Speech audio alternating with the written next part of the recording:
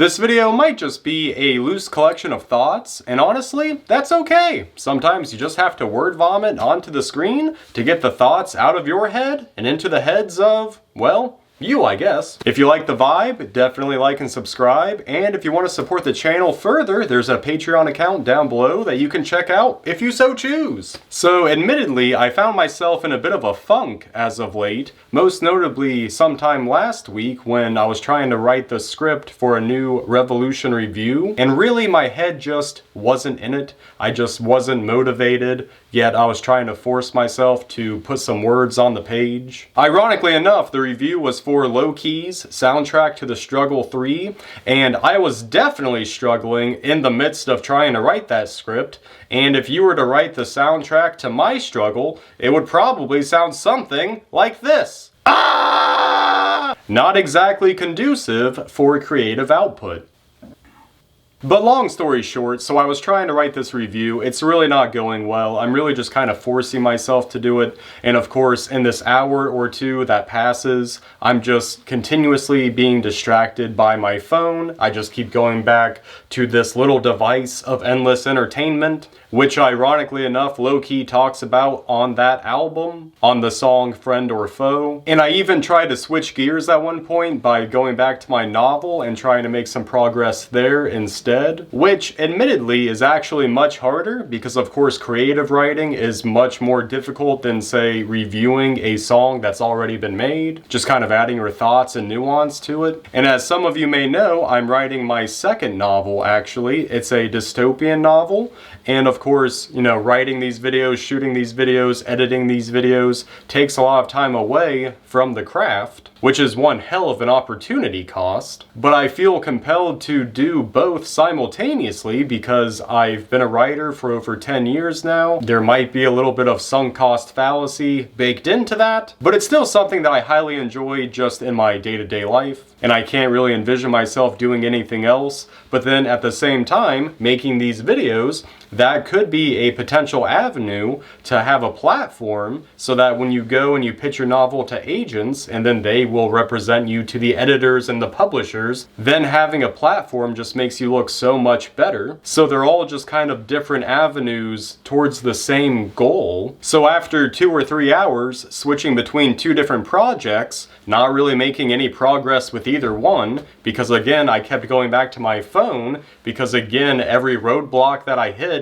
just provides an excuse to just go back to TikTok, go back to the endless scrolling, so that I can watch Chappell Roan's Grammy performance from every single phone camera angle recorded in that auditorium. Because my brain says give me dopamine instead of getting dopamine from the things that actually give me pure life satisfaction. Again, making these videos, writing those novels, because that's the draw of technology, of social media. It's all engineered to keep you coming back, wanting more, and the addiction is real. Now to tie this all back to music, Lamb of God has an excellent song written about this exact topic, Momento, Mori, and it's all about just being consumed by our phones, by our computers, by social media. The lyrics go on to say, a depression fed by overload, false perceptions, the weight of the world, a universe in the palm of your hand, a artifice of endless strands, distraction flows down an obsessive stream, while rejection grows into oppressive screams. And in the chorus, Randy goes on to say, I fight it the same, don't waste this day,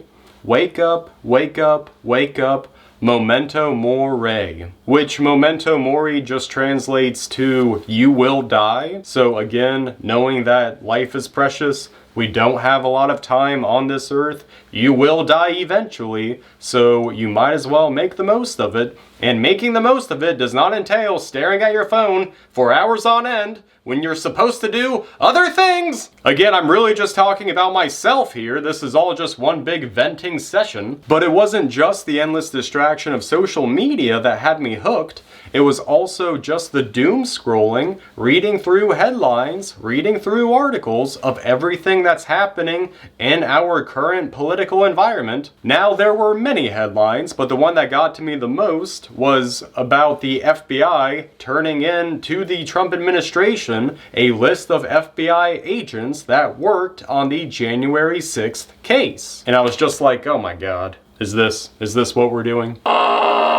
And of course, the headlines continue. Even today, I just pulled a few. U.S. judge temporarily reinstates the head of the U.S. watchdog agency focused on protecting government whistleblowers. Seems rather important. Or how Trump pardoned former Illinois Governor Rod Blagojevich, who was convicted of corruption-related crimes, including trying to sell a U.S. Senate seat. Doesn't really seem like a guy that ought to be pardoned, but hey, what do I know? And another one, President Trump signs an executive order directing the Department of Justice to pause enforcing a nearly half-century-old law that prohibits American companies and foreign firms from bribing officials of foreign governments to obtain or retain business. Again, just like, what are we actually doing? So there I am, trying to write a video script, trying to write a novel, succumbing to all of my social media vices, distracting myself with headlines that I'm supposed to be writing about. And at one point, I have a thought, do I even continue writing novels, or do I just join a militia? Now, I'm mostly being facetious here. I don't think things are quite that bad for reasons that I'll get to in a moment, but it was just a thought that I had. Do you keep writing books to give some kind of contribution to this struggle that we're in, or do you join a militia? Like, which one is going to be more advantageous in the long run? But also, it was more of a personal query of just, what kind of videos do I want to keep making? Do I want to keep doing the Revolution reviews? Do I want to do more coverage of current events? Just where exactly do I take the channel? So I was in that funk for a few days until I came across a video by Ezra Klein. And to be honest, I really don't know much about Ezra Klein. I've really only seen him like kind of in passing. Maybe he's done some interviews with people that I follow, but overall I really don't know much about him. But he made a video and gave a solid perspective into exactly what I was feeling. I'll link this video down below if you're interested, but Ezra Klein was basically talking about Steve Bannon and how he made a statement during the first Trump administration talking about how everything is all about muzzle velocity. And this plays in exactly to how Trump has been operating in his second term, where every day is a new headline, every day is a new manufactured crisis, and it just keeps diverting your attention from one topic to the next, bouncing around between immigration, mass deportations, US aid, Gaza, Greenland, tariffs, Panama. Then of course you have Elon Musk and Doge and the Treasury,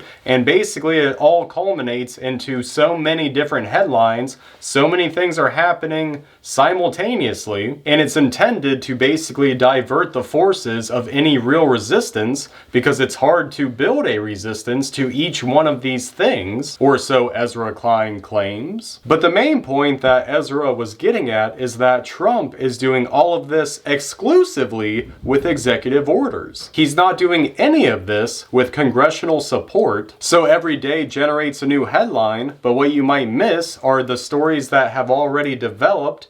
And then it turns out that, hey, a judge struck down the birthright citizenship executive order. And even just today, CBS reported that a judge orders HHS, CDC, and FDA to restore the deleted web pages with health information. So even though there's this perception of chaos and Trump enacting all of these changes, a lot of it actually isn't sticking. But there's so many topics to keep up with that it becomes really challenging to stay informed on each individual one. Like apparently even his mass deportations are actually falling below where Biden was at this point in his term. So I think it's important to keep in mind that while the Trump administration has made some unsettling moves, and they're definitely trying to enact everything that they tried to enact, it's really not quite as bad as it actually seems. So next time you read that article or you see that report of the next egregious statement or action,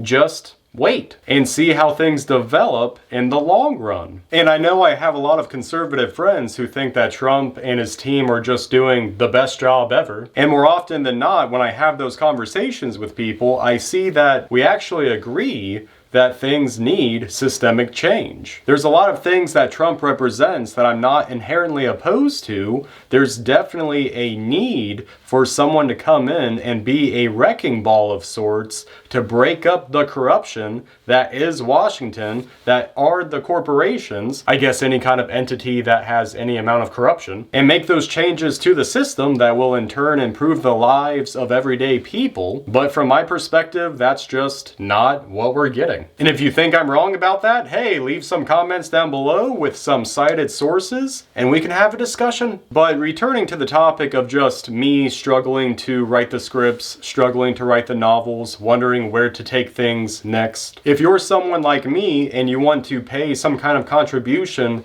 to this fight, of course you're going to need the discipline, of course you're going to need to do things when you don't feel like doing them. Motivation is as fleeting as the wind, and so you really need to discipline yourself to actually sit down and really get some words on the page, or some paint on the canvas, or some footage on the camera, and try not to forget the reason why you're doing it in the first place. Because if you ask me, it's a delicate balance. You don't want to burn yourself out, but you want to stay on it. And you want to stay informed, but you don't want to continuously bum yourself out. But the biggest thing for me personally is just putting the phone down and actually regaining the time that I had in that day, so that instead of endlessly scrolling, I'm actually doing what I love to do, getting the most out of this thing that we call life. So I'm going to end this video with another excerpt from that Lamb of God song, Momento, Mori, where during the bridge, Randy says, "There's too many choices and I hear their relentless voices, but you've got to run them out, return to now and shut it down. Memento Mori." You only have one life, so we might as well make it count. Alright guys, that's all I have for now. Like and subscribe if you like the vibe, and if you want to support the channel further, again, check out that Patreon account down below. Let me know if there's a creative struggle that you've had lately, or if you've been struggling to keep up with the headlines. And as always, let me know if there's an album on the wall that you would like to see me review next for the Revolution Reviews. And until then guys, take care, be safe, stay informed, and we will see you on the next video. Later.